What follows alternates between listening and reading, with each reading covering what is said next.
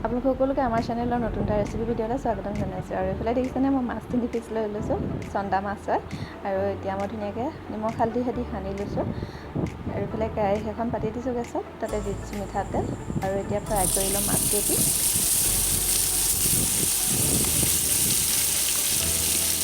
আৰু আজি মই মাছ কিহৰ লগত বনাওঁ জানেনে? ভেন্দিৰ লগত বনাম। আপোনালোকে খাই পাইছে নাই জনাবচোন। আৰু একেবাৰে চিম্পুল হয়। আৰু এইকেইটা মই ভেন্দি লৈ লৈছোঁ মাছৰ লগত বনাবৰ কাৰণে। এইফালে মাছ ফ্ৰাই কৰি আছোঁ, লগতে মই ভেন্দি দেখিছেনে ধুনীয়াকৈ ধুই ল'লোঁ ধুই লৈ এতিয়া মোৰ ভেন্দিকেইটা যিহেতু অকণমান দীঘল, সেইকাৰণে মাজে মাজে কাট কৰি দিছোঁ। আপোনালোকৰ ওচৰত যদি সৰু থাকে তেতিয়াহ'লে আপোনালোকে মাজে মাজে নাকাটিলেও হ'ব, গোটাকৈ দি দিব পাৰিব। মোৰ যিহেতু দীঘল সেইকাৰণে মই মাজে মাজে কাটি দিছোঁ। আৰু এইফালে মোৰ মাছ কেইপিচো ধুনীয়াকৈ ফ্ৰাই কৰা হৈ গ'ল। আৰু এতিয়া ফ্ৰাই কৰিম মই কাটি লোৱা ভেন্দিকেইটা। আৰু মাছ ফ্ৰাই কৰা তেল আছিলে যে তাতে দি দিছোঁ ভেন্দি। অকণমান ভেন্দিৰ ওপৰত নিমখ দিছোঁ, বহুত বেছি নিদিওঁ, অকণমান দিছোঁ। আৰু তেতিয়া ধুনীয়াকৈ সিজি যায় নিমখটো পালে। আৰু এইফালে বহুত বেছি ফ্ৰাই কৰিব নালাগে দেই, অকণমান হাফ ফ্ৰাইকৈ ৰাখিলেই হ'ব ভেন্দিখিনি।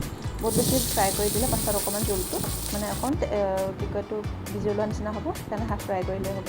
আৰু এতিয়া তেলত পিঁয়াজ আৰু আদা নহৰু আৰু এতিয়া মছলাখিনি ৰেডি কৰোঁ। মছলা মই বহুত বেছি ব্যৱহাৰ কৰা নাই। ইয়াত দি দিছোঁ ৰেড চিলি পাউডাৰ, গৰম মছলা, জিৰা আৰু অকণমান ধনিয়া পাউডাৰ। আৰু মই হালধি নিমখ এইটো পেষ্টতে দি দিম, হালধি অকণমান নিমখ অকণমান। আৰু এতিয়া পানী দি গুলি ল'ম। ৰেডি হৈ গ'ল। আৰু আমাৰ এতিয়া দি দিম পিঁয়াজ আদা নহৰু ভাজি আছিলোঁ যে তাতে এতিয়া পেষ্টটো দি দিম।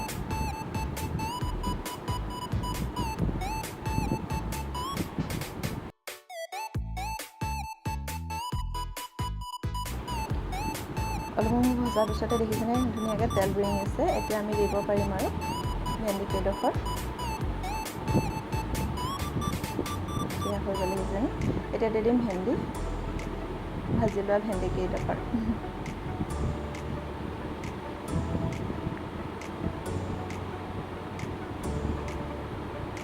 অলপ সময় ভাজিলে হ'ব, কাৰণ আমাৰ ভেন্দিকেইডোখৰ হাফ ফ্ৰাই কৰি থোৱাই আছিলে, সেইকাৰণে বেছি সময় ভজাৰ দৰকাৰেই নাই। আৰু এতিয়া দি দিম মাছ কেইপিচ।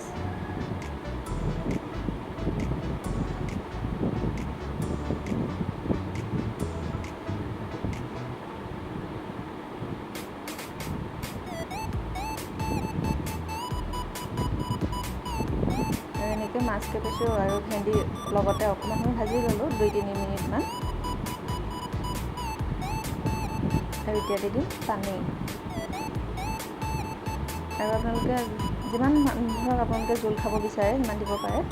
আৰু মই যিহেতু আমাৰ মানুহ 3টা, সেইকাৰণে কম পৰিমাণৰ জোল বনাইছোঁ। আৰু এতিয়া আমি ঢাকনা মাৰি 5 মিনিটমানৰ কাৰণে উতলিবলৈ দিম। 5 মিনিটমানৰ পাছত দেখিছেনে কি ধুনীয়া এটা জোল হৈ আছে। ভেন্দি আৰু মাছৰ জোল দেখিছে, দেখিয়ে ভাল লাগিছে। আপোনালোকে বনাই খাই চাব যদিহে খাই পাছত কমেণ্ট কৰি জনাবলৈ নাপাহৰিব। আৰু এতিয়া দি দিম অকণমান ধনিয়া গোন্ধটোৰ কাৰণে। আৰু এতিয়া মাছৰ জোলকণ ৰেডি হৈ গ'ল, ভেন্দি আৰু মাছৰ জোল।